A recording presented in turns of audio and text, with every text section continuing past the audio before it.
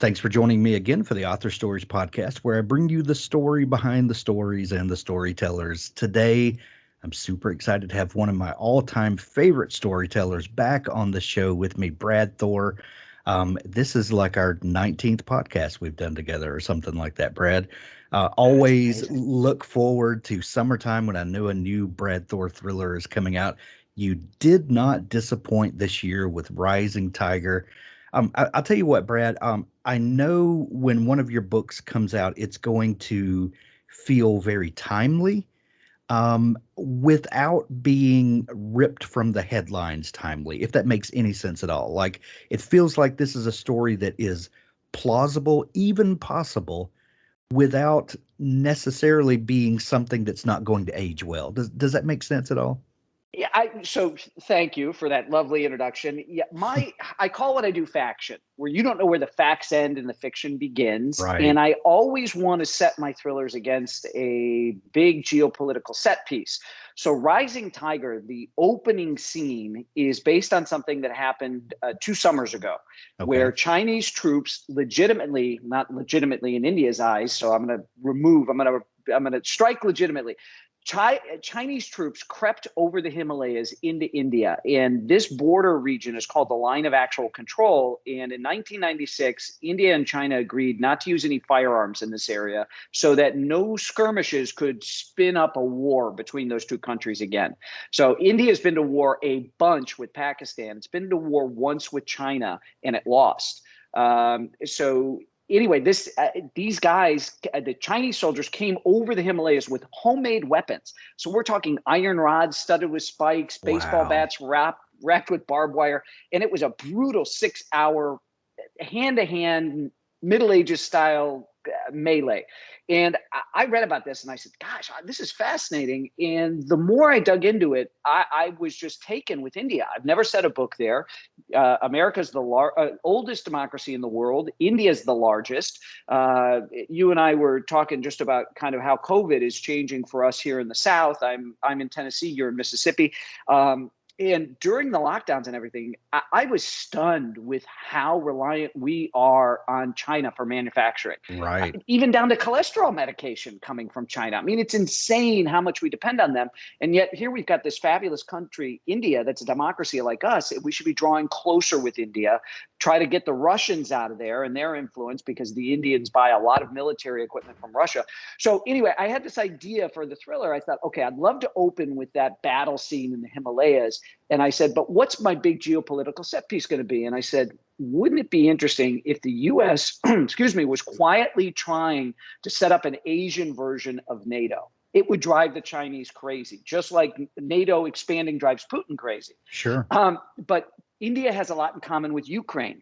The Chinese hate having a democracy, as imperfect as India's is, on their border, just the way Putin hates having a democracy, as imperfect as Ukraine's is, on Russia's border. Right. So that was the idea. Going to have a shadow diplomat doing stuff. He's going to get killed. And then my protagonist, Scot Harvath, is going to be brought in to figure out what happened. And so the more I looked into India, I fell in love with it. I never thought it was a place I'd want to visit, Hank. The more research I did, the more I loved India. And I looked around and none of my contemporaries had set a novel, a spy thriller in India. And I'm like, okay, I'm going to do it first. Well, that was one of the reasons I was so excited for this book when I saw the early the publicity that David Brown, your publicist, the best in the best to work with in the industry. Yeah. I love David to pieces.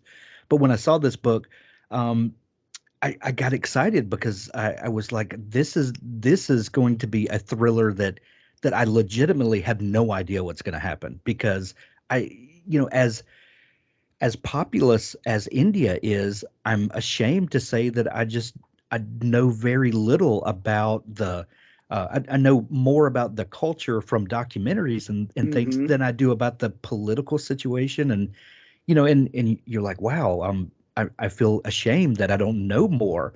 And I feel like I actually learned something from your book, which is, I guess, cool. where faction, comes in, because I feel like I am learning something about it. I feel better about the world as a whole when I finish a book of yours, because I've learned more about the inner workings of a place. But I was, a lot of thrillers. I don't want to say take the easy way out by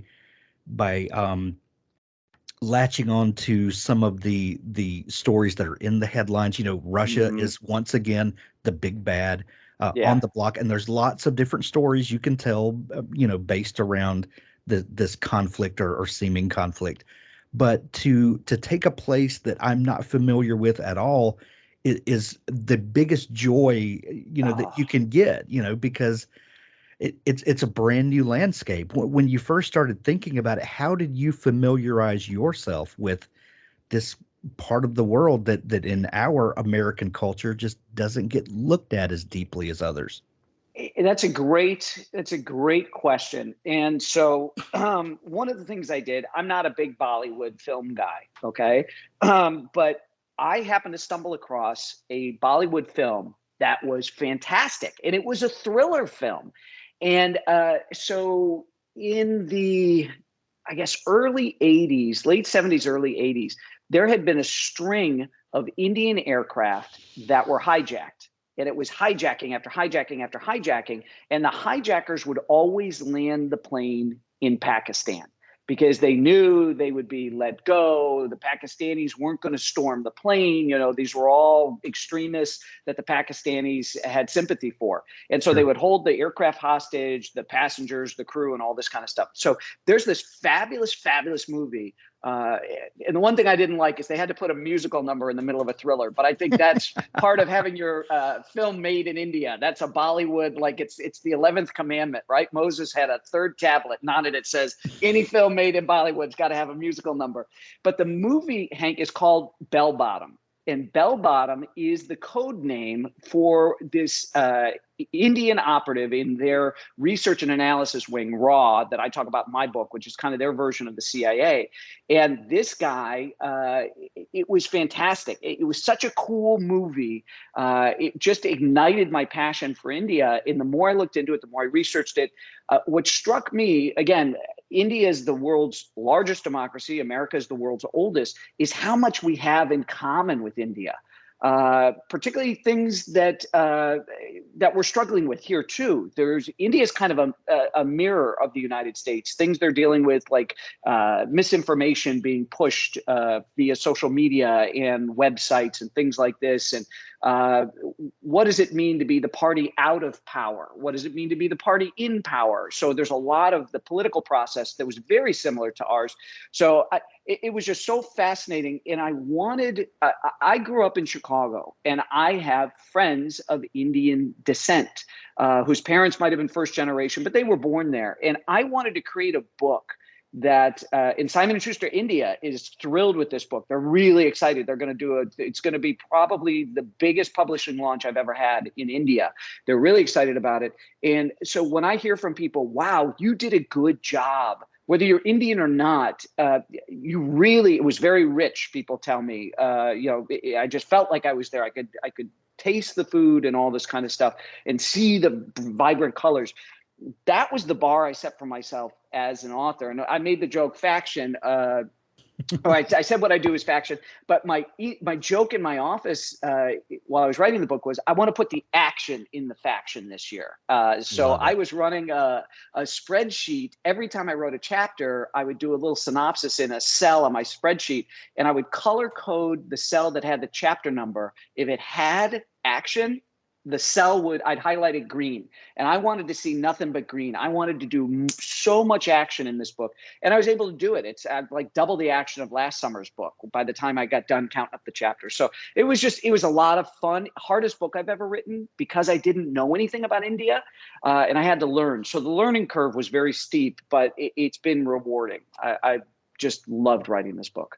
You said that Simon Schuster India was really excited about this book. Do you feel like that our connected world, the connected nature of our world, with the internet and just all of these technologies that have kind of shrunk our global perspective, if you will, do you feel like that has changed the way you write or um, the way you tell stories?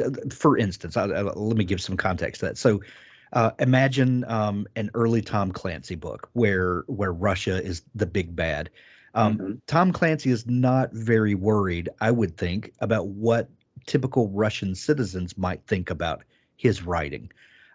But the world has changed since then, and people in Russia very well may be picking up a Tom Clancy Hmm. thriller if we're talking about today's world. Um, so knowing that your audience has expanded, not only in the number of readers, but in the regions where your book will be available, does that change the way you think about stories? Well, I pride myself on being fair. Okay, so I pull no punches when it comes to the Russian government or the Chinese government. I Sure. don't care for either of those, but the people themselves. I mean, I've been not deep inside China, but I've been to Hong Kong and have ventured into China, mainland China. So uh, people are pretty good wherever you go. I mean, Yeah. I was in Afghanistan, and the people were so kind to me. Got invited into people's homes, and they probably spent a month's wages on a dinner. Wow. Best fried chicken I ever had was in Jalalabad at someone's house. So I try to be fair to the people, and but I do call balls and strikes on the government. And so, yeah, not a lot of balls. It's all strikes when I call them on Russia and when I call them on China. So, but I do sell books around the world. So I certainly don't want to antagonize an audience, but that means that I'm fair with how I deal with things. So particularly with this book, for instance, with India, I didn't want it to all be about, oh, there's, just the poverty's crushing and it's just everybody's ill and stuff like that. There is poverty and there is illness and there is garbage piled up in some places. But then they have these incredible festivals where everybody's wearing these bright, beautiful clothing and everybody's so into gold. So you'll see men with their gold watches and gold rings and the ladies with their necklaces and earrings and all this kind of stuff. So it really runs the gamut, particularly in India. And I wanted to showcase all of it. But in my heart, Hank, I started out as an adult as a travel journalist. Right. So I'm naturally an optimist and a positive person. So I look for the good, whether it's in my neighbor, whether it's in a stranger at the grocery store, whether it's Sure. a foreign country. I'm going in expecting to find good people and good things that I can be excited about. So that's how I approach my research. And I'd rather put the information out there in an interesting way and let people draw their own conclusions. But so I don't know if that answers your question. I Yeah. don't intentionally, I'm not trying to antagonize any cultures, but if I don't like something like, Russia going into Ukraine or what the Chinese have done with the Uyghurs or what the one policy, the one child policy, I touch on very briefly in Rising Tiger because it's created a demographic tsunami that the Chinese are going to regret. They have all these fighting age males and not enough women to partner up with those men. And guys, you're a man, I'm a man. You've been out with your buddies. I've been out with my buddies. I've been to enough bar rooms and I see what happens when guys get drunk. If they can't pick Yeah. up a woman, they want to fight. And Right. so I talk about the fact just briefly, because I didn't know this until I started doing research for this book, the horrible that next to the birthing bed, a lot of Chinese families I want to be careful. There's a bucket of water can be placed next to the bed in case a son is not born and the parents want to get rid of a baby girl. And I just found this repugnant. I just thought it was terrible that you would kill a newborn child because you didn't like the sex of the baby. And so Right. but that all comes from that one child policy in China, which I Right. think is so. Again, that's not what the book is about, but I touched on that to say this is a ticking time bomb for the Chinese because of Right. all these fighting age men and not enough women for them to marry and all this kind of stuff. Because I do like to weave in true things, be they good, bad, or indifferent, that can help particularly my American readers, because that's the majority of my readers. Excuse me. I want people to read the book and go, wow, I didn't think about that. You're right. That one child policy has been going on. So now you got all these guys in their 20s and their 30s, and oh my God, what are you going to Right. do when they can't get girlfriends? And China's going to send them to war because China doesn't want them, rioting in the streets and stuff. So China is going to get more aggressive with its neighbors and all that kind of stuff. So anyway, there's little details. That one is a really, I mean, it gives me chills to think about that bucket of water there. There's not a lot of that stuff. I want the listeners to know. Well, that was a major plot point in a Tom Clancy novel that we were just talking about, Clancy, a few minutes ago. Really? The Bear and the Dragon, I think it I was. did not read The Bear and the Dragon. That's their one-child policy in China was a major plot point in that book, and it's funny that it now those chickens come home to roost, and you're now seeing a generation later a book Yes. like this that you're starting to see the implications of that, and Yeah. that's the fun thing about kind of following these global trends is seeing how these things play out, and then what plots can come from those. That's And that's fascinating. it is fascinating. And so I found out the reason I got on this in my research is because I was reading articles written by China watchers, people who are involved in U.S. diplomacy, whether it's helping to craft policy towards China, that kind of a thing. And so I'd come across these articles and I'm like, wow, this really is. I hadn't thought about that before writing this book about the one-child policy and what it's going to do in China. And I have a friend of mine who's based in Hong Kong. He's European, and he said, Brad, you'd be stunned how much stuff doesn't make it onto the news in the United States. He says there's civil unrest every day across China. And he goes, you never hear about it in the United States, but there are, riots may be too strong a word, but there's people out there pushing back against the cops in the streets and throwing rocks and bottles. Wow. And we just don't hear about it. So anyway, that's such a small thing, but it's fun to put those little details in the book so that when you do close it, because I'm supposed to entertain you, but when you close the book and you say, gosh, wow, I actually feel like I learned a couple things. For me, that's the icing on the cake as an author. Absolutely. Absolutely. Rising Tiger is the 21st Harvath novel, or the 21st in this series, 22 total? 22 total. And I tell people that my thrillers are like the James Bond movies. You don't ever need to have seen a James Bond movie to go to the theater today and check out the latest one. You will not feel like you've missed out. If you want to start at the beginning with Lions of Lucerne and work your way up, you can. But if Rising Tiger sounds like the book you want to read, you can jump right into it and you will not be at a loss not having read previous books of mine. 100%. You're right. You could pick up this as your first Harvath novel and have a phenomenal experience. Although, if you have read the previous 20, then you get all of the depth of the character development and growth that we have followed Harvath through. So let me ask you this: when you start thinking of a new book, and it's that time of year where the gears start turning, and that a new Harvath adventure is coming up. We know that he is going to be the main protagonist, and we know that his cast of characters that surround him are going to show up, and on whichever set piece you decide. You started talking about how you start identifying things that will make an interesting plot for you. Do you start thinking about what geopolitical set pieces you're going to use, and then inject Harvath into that? Or is there ever a sense of this thing is going on in his life, now let me find a place to let him wrestle with this? Which comes first for you, and Chicken or the egg? Yeah. Okay, so I'm going to give you two answers to that because Okay. I've got two different ways. Normally, what it is I stumble across something. I'm a voracious reader, particularly, and I'm a voracious consumer of news. So what'll happen is, like for my third book, State of the Union, I had a premise. I was reading something and it was about the end of the Cold War. And I said, gosh, okay, I like to take something and then kind of turn it on its head or turn it around 180 degrees. And so I'd been reading something on the Cold War and I said, what if we didn't win the Cold War, at least not like we think? So it wasn't like a revisionist history, but what if Russia just rolled over and played dead, knowing we wouldn't invade and we'd probably flood their economy with money, trying to get them to democratize and to embrace capitalism. And they could take that money and invest it in weapon systems and things like this secretly on the side. So I like to take a big thing and turn it around. I want something that's going to David Morrell, in his book about writing, and David Morrell's a fabulous thriller author. He's most famous for having created Rambo, but he's written such great espionage fiction. Burnt Sienna is one of my favorite books by David.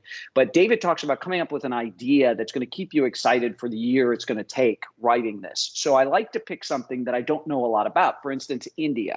And what I do is I find the big geopolitical set piece. I try to figure out what a problem involving that set piece would be for the United States. And then Harvath becomes the answer to that problem. So that's kind of how that works. So it's geopolitical set piece first. What's the problem? How does it pose a threat to the United States that we'd need to inject Harvath there to fix this, and then get Harvath in there? The only time it hasn't worked out that way, Hank, is a couple of years ago with my book Backlash. Barnes & Noble asked if I would do a special edition book for them, and they wanted a bonus chapter. And so I ended up writing a chapter that was about somebody, because Harvath does something at the end of Backlash, and somebody decides to put $100 million bounty on Harvath. This was the bonus chapter. Ooh. We see this whole thing being set up in Vietnam with this guy who's kind of a middleman for assassins. And I wrote it. Great. It went out to, if you bought that edition at Barnes & Noble, you got this bonus chapter. I didn't realize that, like the Marvel universe, if you sit through a Marvel movie and you sit through the credits, you get a little added. My kids love this. You get an added bonus kind of little thing that pops up in the middle of the credits. Well, that becomes, whatever happens in that little thing becomes part of the Marvel universe. And I realized, oh my God, I can't just have Harvath wake up in the next book in Near Dark and go, whoo, what a nightmare that was. I thought I was being hunted by all these assassins for $100 million bounty. I actually had to use that bonus chapter as the opening chapter for Near Dark. And so that was the only time where I had a book where I hadn't picked a big geopolitical set piece. It was kind of this problem existed and I had to get Harvath out of it. So it's the one time in my career that my process has been different. Gotcha.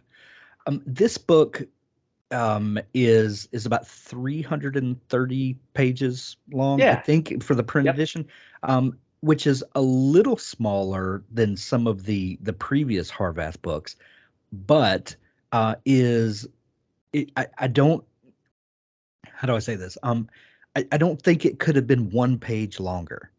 It is breakneck pace in the best way. Like, I had to keep turning pages. It was just, thank you. And it was like, and I get what you were saying about when you're outlining and you're saying this scene needs to have action, and you wanted every scene to be green. I think your color code for it. It feels like that when you're reading it. Like I just I would have to put it down to catch my breath sometimes. It felt like that. That's awesome.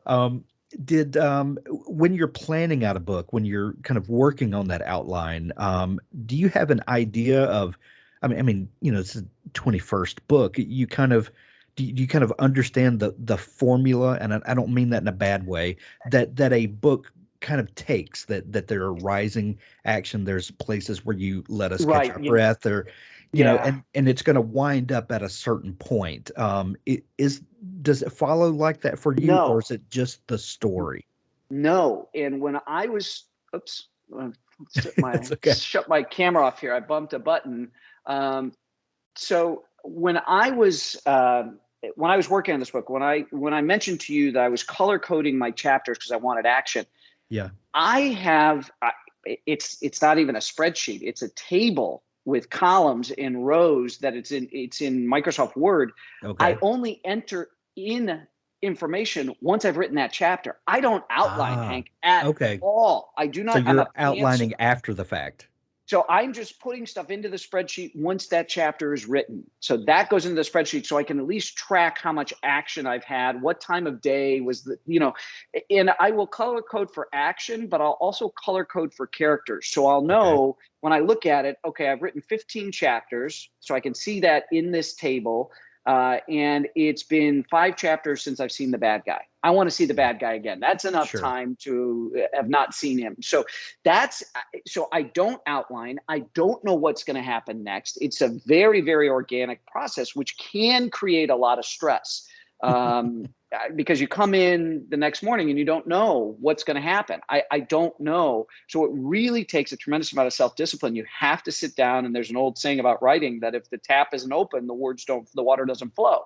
So you have to sit in front of that computer. You have to shut out all the other distractions, and you've got to focus on what you're doing. So that can be very stressful, but I wouldn't have it any other way, because I like to say that I want to have the experience writing the book that you're going to have reading it. So if I don't know how Harvath's going to get out of this, then you're not going to know how. It's like I joke around. I take the first 5 ideas that come to me about how he's going to get himself out of this, and I throw them away. Because if I've got these 5 ideas, then that means probably a lot of other people are thinking somewhere on that spectrum of those 5. So those have all got to go, and I got to come up with something different for how to extract Harvath from whatever situation he's in. In fact, in Rising Tiger, I wrote almost like a James Bond movie. When you come to Harvath in the 3rd chapter, because we've got the big attack in the Himalayas when the Chinese attack the Indians, we've got the shadow diplomat that's been sent to Jaipur to try to bring the Indians on board this idea of an Asian NATO with India at the hub, and then you get Harvath in chapter 3, and you catch him mid-mission. He is in a mission, and it has gone to crud, and he's got to battle his way out of this. And it's the longest action sequence I've ever written for Harvath. And I just said, no matter how many chapters it takes, and my chapters are very short, crisp, cinematic chapters. I write 3 chapters, and it takes up the space. I used to write 1 chapter earlier in my career. It's just I'm competing against the internet now and in binging stuff on Netflix, and I just like shorter chapters. That's part of my craft that's evolved. But I said, no matter how many chapters this takes, I've got to get Harvath to the end, and I can't break away. I want people to read this whole chunk. And what was really cool, and I have it up on my website now, bradthor.com, is the audio division of Simon & Schuster published. They said, we're going to give you a teaser. We really like this opening with Harvath. And in fact, we're going to do something we've never done before. Instead of just putting out 1 chapter, we are going to give you this entire scene, and it's over 20 minutes, and we're going to allow you to publish that on your website as a teaser for fans, because we don't think it's fair to leave people hanging. So it was really cool. Awesome. Yeah, it was awesome. First time we've ever done that. So I thought that was neat. That's so cool. Well, let's touch for just a minute on the old Panzer versus plotter debate. Since you have outed yourself as a Panzer. Some people that are Panzers, and I fall somewhere in between. I'm not a hardcore planner at all, but I know a few things that I kind of hold in my head as I write, and I found out that most Panzers are kind of that way. But some people that pants will finish a first draft, and then they then their revision process can become a lot like outlining, and they kind of identify the pieces and find out what needs to be tightened up and things like that. It sounds like you kind of do that as you go, where you are documenting everything. Do you ever revise in the middle of your first draft as you are doing that? I will send. No, my wife will read my first draft. I don't even read it. So I write it, and I'm done with it. So my wife will read it, and I call her Zorro because she's got a red pen, and she'll go through and say, I get it that there was a lot of time between writing chapter 5 and writing chapter 45, but you're repeating stuff in 45 that you said in 5. You don't need this in there. Take this out. Wow. And she knows this. She can see this because she's reading from page 1 all the way through the manuscript. Right.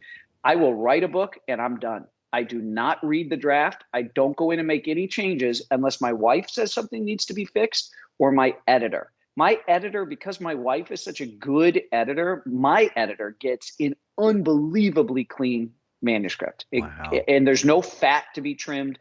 It's funny, I got asked again this year, such and such account would love a bonus chapter. And I said, no. I said, I'm not doing it. I said, I am never going to, I never say never, but I said, I'm not doing it. I said, it is so hard. I said, first of all, please thank this retailer. I love them. Yeah. They're great, but it is so hard for me to write a book a year of this caliber. And David Brown, I was joking with David, and David said, if your book needed an extra chapter, it would have been in there. You're Right. not a guy that, you know, you leave people at the end of the book feeling like things didn't get tied up and all this kind of stuff. And there's also an issue of, I don't like the idea of, okay, come buy my car, but you can get it with air conditioning if you go over to this other dealership. I don't think it's fair to do to readers. Yeah. And I understand why retailers want a special edition, and I'll do sign books and things like this, but it really is so hard to come up with an extra chapter. And I count on people to pre-order the book, right? So Yeah. it's very, because those sales count as day one sales, and it really sends a signal to the marketplace how the book is doing in pre-orders and all that kind of stuff.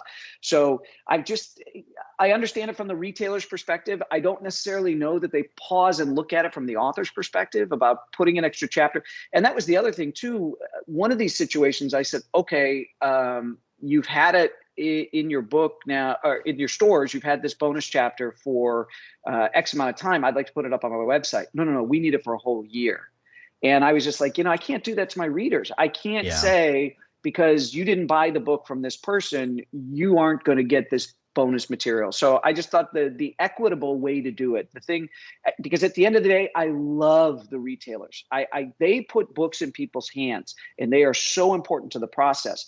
But if you look at it from my perspective, I work for the readers, Hank. I don't even work for Simon & Schuster. The readers are my employers, and I want them happy. And I am not going to, if I'm a carpenter and I'm working in 5 houses, I'm not going to work harder in house 1 than I work in house 5. I'm not going to give you some extra molding in house 1 and scrimp in house 5. It's not how I'm wired. So I don't know how I got on this whole thing about bonus chapters and stuff like that. But so there's no fat in my process. There are no pages laying on the floor when I'm done editing. I write the book and I send it out. And the only time I revisit the book is if my wife says something's missing, or my editor says, hey, this didn't make sense. You need to explain this a little bit better. That's it. It's so hard to do a book a year. And I joke, and it's not my joke. I forget who said it, but I said, there's nothing I love more than a deadline, because it makes such a beautiful sound as it goes whizzing past. So there isn't tons of time. It's really tough to write a really good book, to do the amount of research I do every year to come up with the concept. And that is the other thing that's starting to happen now, is that authors are getting pushed to put out artwork, a title, and a description of next year's book, almost on the heels of the most recent book. So it's like Christmas coming into stores earlier. The publisher says, okay, well, what's the next one? And it's like, okay, I'm going to catch my breath. I'll find my thing. But it seems like the process over the last couple of years in particular has sped up. It feels like I've got less downtime to kind of just allow an idea to organically grow. But it has to. It's still art. I get it. It's art and commerce. It's show and business. But there's a lot of heat to get the next one into the marketplace, get it up, start taking the pre-orders and that kind of stuff. But listen, people are reading more now. These last couple of years through the pandemic have been fabulous for the book business. Absolutely. They have had record years in New York. So good for them. And thanks to all the readers out there, for all of us authors. Absolutely. I've got one more question for you, Brad. Sure. Anne Rice told me one time that for a successful author, especially, the blank page is the great equalizer. And when you're beginning a new book, you are at the same place on the field as a debut author. You're starting with nothing, and a book has to come out of it somehow. Being this is the 21st or 22nd book, however you want to look at it, when you start that new project each year, the blank page, does it get easier after this many books, or is it still the same? You are so right on. So you have just picked up on something that I say repeatedly throughout the year. You would think that it would get easier. It does not. It actually gets harder, Hank, because I'm trying to do something different with every book. I'm very Midwestern in my upbringing and my mindset, which is my parents taught me that every day you show up for work, you act as if it's your first day on the job, Right. and you put in everything you've got, because if you don't, it could very well be your last day on the job. And I love my career, but it's hard. And I want to raise the bar. And maybe the readers don't even notice that I've raised the bar X amount. I spend a lot of time reading books about writing in the off season. Character development, plot twists, all this kind of stuff, because I really believe that our craft is one where you can continually improve. Yes. So it does not get easier. Every year gets harder for me. Again, because somebody who works for me likens what I do to having a big theme park, and we have to build a new roller coaster, a new ride, let's say, every year. And that if you're coming to Six Flags over Brad Thor, that you're going to get exciting rides. You don't know what it's going to look like. So every year I have to create a new ride that will thrill all of those customers who have enjoyed all the other rides in the park, but give them something new that they didn't see coming, that they weren't expecting. I had a fabulous review last year where somebody compared what I do to scaling Everest, and that each year I'm scaling Everest, but I'm picking a different face to go up, a more technically challenging face. And so, yes, my goal is to get to the top of Everest, but I'm climbing it in a way that is not familiar for me. And I thought, wow, that's somebody who really gets it. And that is exactly what it's like. Well, at Six Flags over Brad Thor, the new ride opens July 5th, and it's called Rising Tiger. Brad, I say this with all sincerity and honestly, Rising Tiger, I think I know is the best thriller I've read this year. And I think the next 6 months it's going to be tough for all of the thrillers to top this one for me. I think this is going to be my number one for the year. Wow. I've been on the journey with you for a long time, and you never disappoint. And so as a professional, thank you for that. And as someone that I've gotten to know over the last several years, it never wanes. It's wonderful each year. Rising Tiger, go grab it today. We'll put links to it in the show notes. Tell everybody your website one more time where they can go get that audio sample. It's Brad, B-R-A-D, Thor, Thor.com. Got a big banner on the front page for Rising Tiger. Just click on that. It'll take you to the Rising Tiger page, and you can read the first 2 chapters or listen to that nice action chunk if you want the audio sample. And playlists, too. I like doing playlists, the music that I'm putting in the books. It's kind of fun to assemble that as a blog post there. So bradthor.com. Excellent. We'll send everyone to see you and to pick up their copy of Rising Tiger. Brad, always a pleasure. Thank you for joining me again. It's my pleasure. Good talking with you. And I look forward to visiting every summer with you, Hank. So thank you for having me back.